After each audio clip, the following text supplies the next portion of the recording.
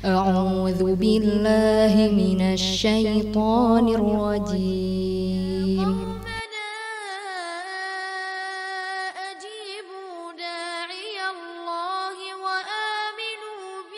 Oke, assalamualaikum warahmatullahi wabarakatuh, penonton semua. Kembali lagi bersama Pak Jen di sini di podcast viral virtual Ramadan Al Jihad Syamil Unpad, dan saya seperti biasa ditemani oleh tamu undangan kita yang luar biasa aja. Terus ada Teh Rumaisa Salma Sabita.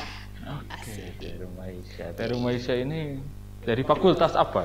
Aku dari Faperta, Fakultas Pertanian, jurusan Agroteknologi. Sama kayak saya, guys. Oke, sekarang kesibukannya apa aja tuh? Kesibukan yang utama adalah seperti yang orang-orang tahu, kita mengerjakan skripsi demi kelulusan di semester ini. Begitu ya, semangat untuk teman-teman pejuang skripsi, kita harus semangat. Asik. Soalnya kenapa harus semangat tuh, nggak kenapa? Nggak tahu. Karena skripsi itu cuma sekali seumur hidup. Masya Allah. Kecuali kalau ngambil S1-nya 2 kali. Iya. Makanya jadi harus dinikmati senikmat-nikmatnya gitu maksudnya. Jangan dibawa beban gitu. Harus bahagia ya kan? Kalau dibawa beban kenapa sih? Berat. Bener kan? Berat loh. Iya. Siap. Nah, kalau boleh tahu sejak kapan Ece ini dekat sama Al-Quran gitu? Waduh, berat ya ini pertanyaannya. Berat. Sama Al-Quran, soalnya pertanyaan tentang Al-Quran ini sangat-sangat pertanyaan yang berat gitu ya. Kalau misalkan ditanya tadi sejak kapan ya?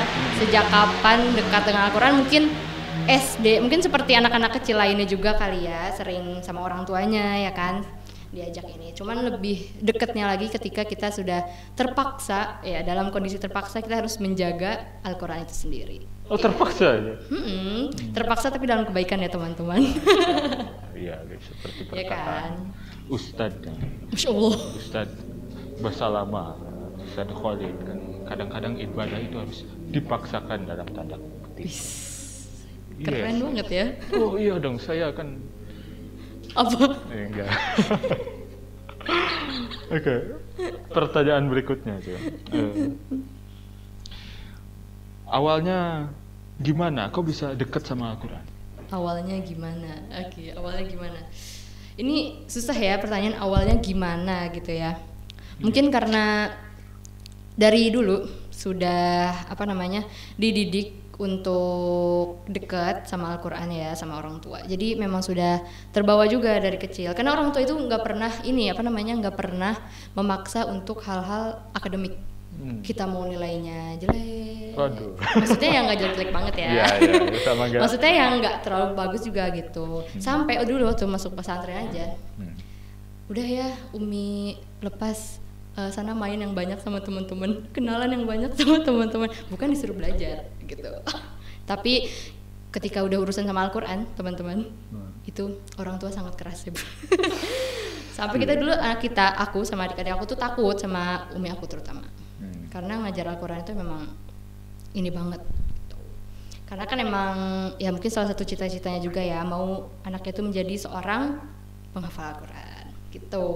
Jadi awalnya gimana ya, karena itu dari kecil, terus akhirnya masuk pesantren ya, pesantrennya memang ada menghafal Al-Qurannya gitu. Sampai akhirnya aku menyelesaikan hafalan gitu kan. Jadi kan sampai sekarang harus kedekatan itu harus dijaga. Masya Allah.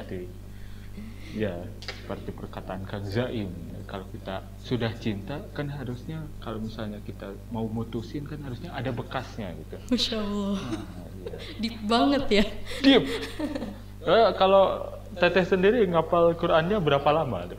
Oke, ngafalnya sebenarnya waktu SD kelas 1 sampai 6 udah ngafal juga. Tapi kan cuman biasa ya, kalau anak SD tuh paling juz 30, juz 29 gitu ya. Jadi lulus SD aku cuman sampai juz 29 tuh 2 juz. Masuk SMP, 1 SMP baru mulai menghafal yang dari awal, dari juz 1. Nah, selesai kelas 3 SMP. Cepet banget. Jadi 3 tahun. 3 tahun 30. Iya. Oh, itu langsung hafiz ya? Hafizoh. Juz 1 sampai 30. Gitu. Iya. Betul. Nah, kalau itu pasti ada tantangannya, Cil ya. Tantangannya itu apa aja, Cil? Pasti tantangan ya. Iya. awalnya tantangan mungkin waktu kelas 1 SMP itu kayaknya masih umur-umur yang gampang ini gak sih, gampang ngafal kayaknya deh. Nah terus ditambah lingkungan ya, ini lingkungan sangat-sangat berpengaruh ya. Alhamdulillahnya aku tuh setiap sekelompok tuh sama teman-teman yang sangat bersemangat gitu loh. Ambis. Sampai kalau misalkan dulu kalau ngafal baca sampai kita tuh nggak boleh ngelihat ini halaman yang teman kita hafal, karena teman kita nggak mau tahu orang-orang tuh udah sampai mana hafalan, ngerti nggak sih? Ngerti. Gitu ya, jadi kayak wah dia nih halamannya udah tebel nih, kayaknya dia udah banyak deh gitu.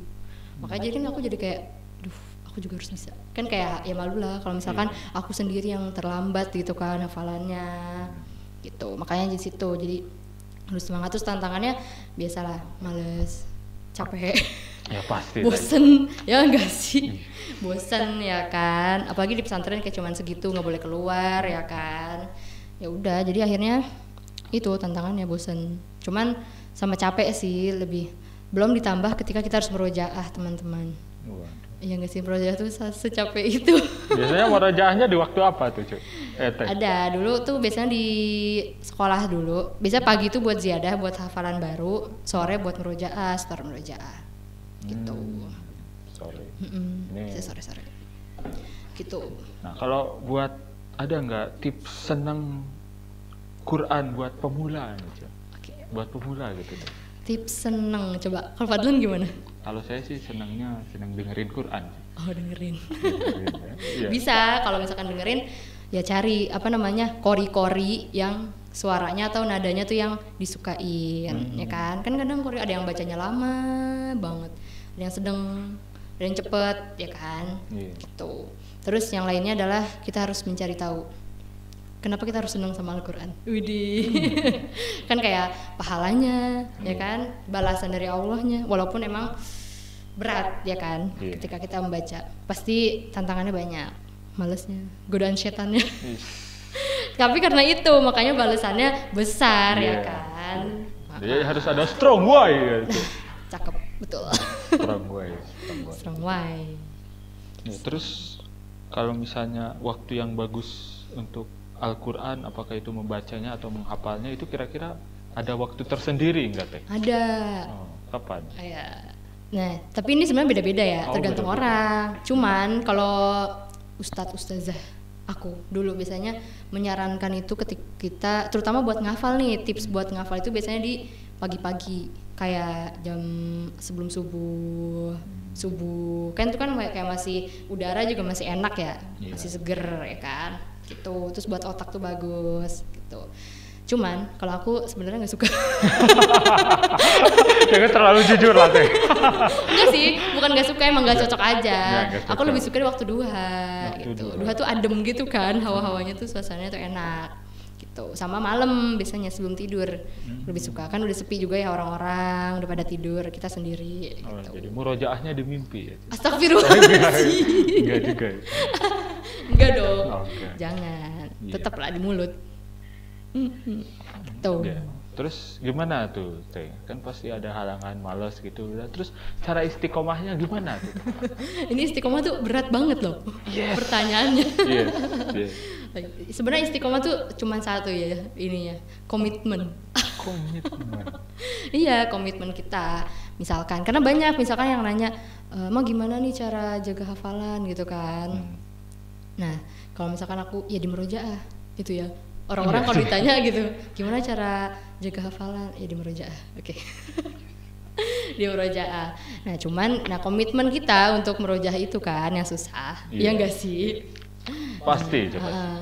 Makanya jadi istiqomahnya ya gitu. Jadi kayak misalkan sehari maunya berapa jus gitu kan. Seharinya mau berapa jus? 5, 3 gitu. Nah, itu harus kita coba setiap hari ya kan. Dan yang penting adalah berkorban waktu sih emang.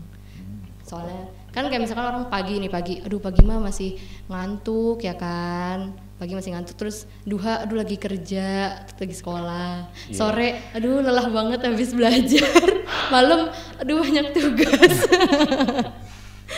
Terus kapan dong ya kan? Nah, di situ emang kan kita harus meluangkan waktu kita khusus untuk Al-Qur'an. Gitu. Nah, ini berlanjut ke pertanyaan berikutnya nih. Gimana tuh? Nah, kan kita mahasiswa tahu lah kesibukannya.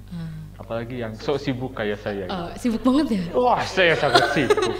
Sampai bisa nyiapin podcast ini loh, keren banget emang. Disiapinnya aja 2 jam. Kalau kemarin ya, kalau sekarang udah 30 menit tuh malah curhat. Udah ahli ya, udah ahli sekarang ya. Nah, cara bagi waktunya antara kuliah dengan Quran itu bagaimana tuh? Nah ini nih, udah mah kuliah tuh banyak ini gak sih, tugas ya? Iya. Udah mah praktikum, udah mah yang lain-lain. Ini terlalu Faperta ini kayaknya. Iya nih, soalnya Faperta kan, contohnya dari Faperta. Yes. Caranya itu membagi waktu. Jadi misalkan tilawah kan ada 30 juz. Maunya hatam 30 juz tuh berapa lama? Sebulan kah? Setengah bulan kah? Ya kan? Nah, dari 30 itu kita pakai matematika ya, rumus matematika. kita bagi ke jumlah hari gitu kan. Jumlah hari bagi per jumlah minggu gitu. Terus nanti bagi per jam gitu. Terus sama diingat kira-kira waktu kosong kita tuh dalam sehari kapan gitu kan. Misalkan kuliah dari 7:30 sampai zuhur. Berarti pagi kan yang kosong. Nah, kita manfaatin waktu itu. Gitu. Tapi memang tantangannya adalah berat. Sekali lagi ya, berat. Ya, istiqomah itu memang kendala kita bersama. Iya, betul. Bagi kita manusia biasa yang suka banyak alasan. Iya. Sebenarnya aku juga masih belajar sih buat menjaga keistiqomahan itu. Soalnya susah banget sejujurly. Ya, mungkin teman-teman juga merasakan sendiri ya. Ya, oke, pertanyaan berikutnya nih, Teh. Amalan-amalan apa yang mudah dilakukan terkait Al-Quran ini di bulan Ramadan gitu? Wih, coba dari Fadlan yang cerita. Oke, gantian. Rumah Isa kepo. Yes. Oke. Gimana? Gantian. Coba selama ini tadi apa sih pertanyaannya? Sampai lupa loh. Yang ini apa? Oh, ini amalan yang mudah kan? Iya, amalan yang mudah. Coba aku mau tanya sekarang, Fadlan biasanya ngerjain apa kalau soal Al-Quran? Kalau soal Al-Quran saya sih yang mudah itu pertama itu pastinya dengerin kajian tafsir Al-Quran. Masya Allah, itu berat loh, bukan mudah. Ya tapi kan dengerin. Oh iya, dengerin. Ya. Oke, dengerin. Ya, ngamalinnya pasti sama itu. Makanya. Iya. Terus. Ya. Terus saya baca. Tilawah gitu, tilawah. Yang paling gampang sih murojaah sih. Soalnya kalau kadang-kadang saya murojaah suka lebih semangat daripada menghafal gitu. Kalau saya pribadi. Keren loh ini. Jarang-jarang nih ada orang kayak gini. Wis. Iya. Karena biasanya orang murojaah yang susah. Karena murojaah itu lebih sulit dari menghafal. Oh, lebih sulit? Lebih sulit. Kalau aku. dan kebanyakan orang-orang gitu. Soalnya kenapa? Kita tuh biasanya semangat kan menghafal. Ya kan kayak wah, hafalan baru nih. Ya kan semangat menghafal nih. Cuman pas mau murojaah lagi kayak aduh, susah. Biasanya tuh soalnya hafalan yang udah pernah kita hafal lebih susah daripada hafalan baru gitu. Tuh, apalagi kalau misalkan kayak waktu itu aku udah selesai nih, tiba-tiba hilang. Waduh. Aduh, itu aku udah sampai nangis tuh ya. Aduh, gimana ya cara ngelancarinnya? Udah bingung ya. Aduh. Tapi ya itu, kita pelan-pelan karena semuanya berproses gitu. Yes. Karena kan ini inget aja sih kalau misalkan lagi ada yang futur ya kan, inget aja sih soalnya Allah itu nggak ngelihat dari berapa lancarnya kita gitu, tapi dari usaha kita untuk menjaga hafalan itu. Ya, karena ketika kita sudah memutuskan untuk menyelesaikan hafalan, untuk menghafal berapapun juz itu kita udah ini memutuskan untuk memilih amanah seumur hidup. Jadi serem ya aku. Sangat memotivasi ini. Aku jadi serem sendiri loh. Santai. Ya, jadi emang berkelanjutan ya sih. Berkelanjutan itu penting. Seperti di pertanian ya. Yang diutamakan berkelanjutannya itu kan bukan produksinya. Ini sangat mengamalkan ya kejurusan loh. Ini harus disambung-sambungin aja. Relate ya. Iya. Oke. Oh tadi berarti amalan yang mudah itu sih emang tilawah. Terus ngedengerin murotal gitu kan, terutama buat teman-teman yang mungkin perempuan ya yang haid atau yang halangan gitu kan, mendengarkan gitu. Terus ya paling makin naik level ya, menghafal, habis menghafal murojaah, mengamalkan, terus naik lagi tadabbur. tafsir dan sebagainya. Itu karena kan lumayan berat ya. Kita kan nggak bisa baca Al-Quran blok baca artinya langsung kan. Kadang kan ada kalimat-kalimat yang harus kita cari lagi kan. Maksudnya apa nih kalimatnya? Karena kalau misalkan kadang ada yang ambigu gitu kan. Iya. Gitu. Jadi emang bertingkat ya teman-teman. Nah, jadi emang begitu, bertahap. Penting berkelanjutan. Seperti pertanian berkelanjutan. Seperti pertanian berkelanjutan. Parah banget nih kita promosi Paperta loh. Masuk Paperta, wah jangan. Nanti penuh Paperta ya. Iya, ntar makin banyak, gak apa-apa sih, bagus. Apa-apa. Terus harus mengadakan petani-petani muda. Iya, Iya kan? Kita butuh petani, kita butuh pacul. Pacul, kenapa harus pacul? Nah, terus kalau dari Teteh sendiri ada teknik nggak untuk menghafal Al-Quran itu sendiri? Teknik gak tuh? Teknik. Iya. Teknik, oke. Aku bukan ini ya, bukan pakar dalam itulah ya. Cuman ini berdasarkan pengalaman ya kan. Kalau berdasarkan pengalaman, jadi yang pertama adalah niat. Niat kita harus dipertanyakan nih. Kita niat menghafal nih buat apa dulu ya kan? Buat pamer kah? Maksudnya kayak wah aku udah punya gelar nih, udah punya gelar Hafizoh ya kan. Nauzubillah ya, jangan sampai. Atau niat kita karena memang untuk menjaga ya kan. Karena kan suka pernah dengar gak sih yang kayak Al-Quran tuh dipalsuin gitu-gitu kan. Nah, makanya penting buat banyak penghafal Al-Quran tuh yang lancar itu karena kan khawatir ya kan. Iya. Terus yang kedua adalah kenali cara menghafal kalian. Karena kan beda-beda nih. Contohnya Fadlan apa cara menghafalnya gimana coba? Saya kalau menghafal itu saya harus dengerin dulu, terus saya ulangi ayatnya. Nah, ya kan. Nah, kalau aku harus baca dulu. Aku harus baca diulang per baris. Per baris. Oh, bukan per ayat, per baris. Iya, per ayat. Oh, per ayat. Kan ayat ada yang sebaris kan. Iya. Jadi harus dibaca dulu nih, baca sehalaman, baca setengah halaman, diulang-ulang. Gitu. Ntar baru di storyin gitu. Sebenarnya penting ya untuk setoran ke temen, ke partner atau ke ustazah gitu ya, penting gitu. Karena sama merojah juga penting kita untuk setoran ke orang, karena beda setoran sendiri cara menghafal atau merojah sendiri sama ke orang lain gitu, rasanya beda. Nanti bisa dicoba sendiri. Jadi memang solo tidak direkomendasikan. Gitu. Seperti ini loh, seperti berdakwah kan lebih baik berjamaah. Nah, ya kan gitu. Masuk ke lembaga dakwah. Masya Allah, bisa ya promosinya. Oh ya harus dong, kita kan butuh. Gitu. Selanjutnya itu yang penting itu ya tadi, kenalin. Terus sama kayak waktu menghafal juga efektifnya tuh di waktu apa gitu. Kalau misalkan aku pagi, mungkin ada juga yang malam gitu dan sebagainya. Yang terakhir adalah istiqomah. Ini satu kata yang berat tapi kayak diulang-ulang mulu ya. Iya, memang.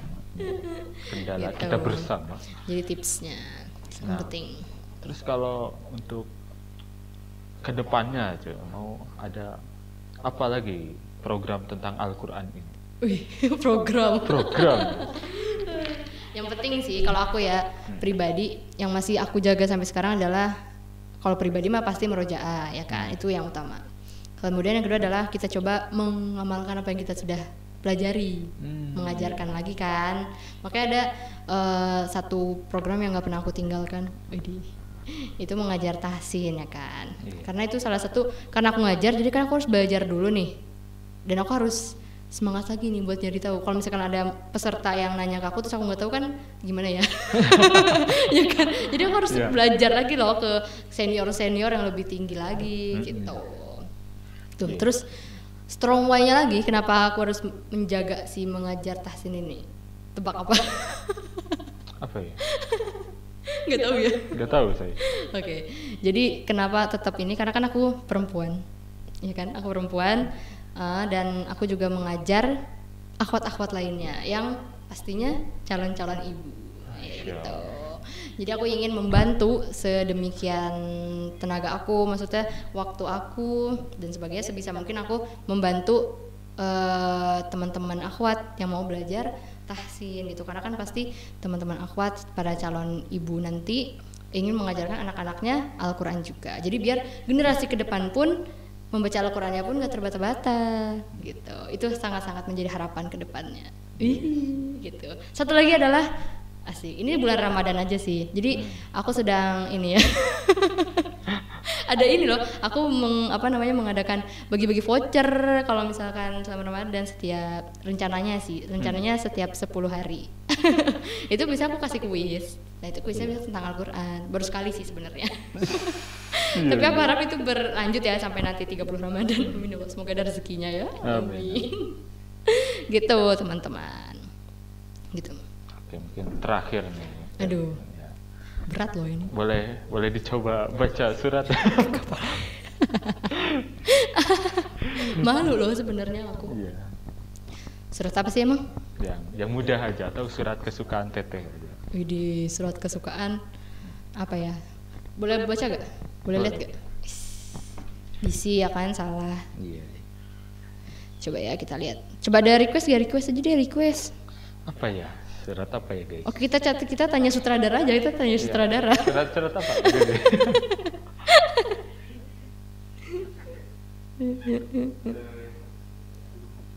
Aduh ha. Iya, Oke, boleh. Merem ya, jangan lihat. Aduh ha, mana ya? Oke. Langsung aja nih, mulai. Langsung aja. Oke. Kayak lagi rekaman ya. A'udzu billahi minasy syaithanir rajim. Bismillahirrahmanirrahim. Wadduha wal laili idza saja. Ma wadda'aka rabbuka wa ma qala. وَلَلْآخِرَةُ خَيْرٌ لَكَ مِنَ الْأُولَى وَلَسَوْفَ يُعْطِيكَ رَبُّكَ فَتَرْضَى أَلَمْ يَجِدْكَ يَتِيمًا فَآوَى وَوَجَدَكَ ضَالًّا فَهَدَى وَوَجَدَكَ عَائِلًا فَأَغْنَى فَأَمَّا الْيَتِيمَ فَلَا تَقْهَرْ وَأَمَّا السَّائِلَ فَلَا تَنْهَرْ وَأَمَّا بِنِعْمَةِ رَبِّكَ فَحَدِّثْ صَدَقَ اللَّهُ الْعَظِيمُ. Sadaqallahul azim. Terima kasih. Alhamdulillah, terima kasih atas Teh Rumaisa atas waktunya ya guys. Oke. Makasih loh undangannya. Mantap. Syamil Unpad 2022. Yes. Siapa dong ketuanya? Mantap. Oke, terima kasih Teh atas bincang-bincangnya. Saya ya udah. Dari Teteh ada yang mau ditanyain gak ke saya? Mau banget ditanyain. Siapa tahu kan gitu ya guys. Nggak ada sih. Oke, pokoknya untuk Syamil Unpad, untuk Syamil Podcast apa sih namanya? Podcast viral ya. Yeah. Podcast viral, semoga semakin viral dan jangan lupa subscribe ini ya, apa sih namanya? Apa nama channelnya? Syamil TV Unpad. Oh iya, Syamil TV Unpad. Maaf ya. Oke, kami undur diri. Wassalamualaikum warahmatullahi wabarakatuh.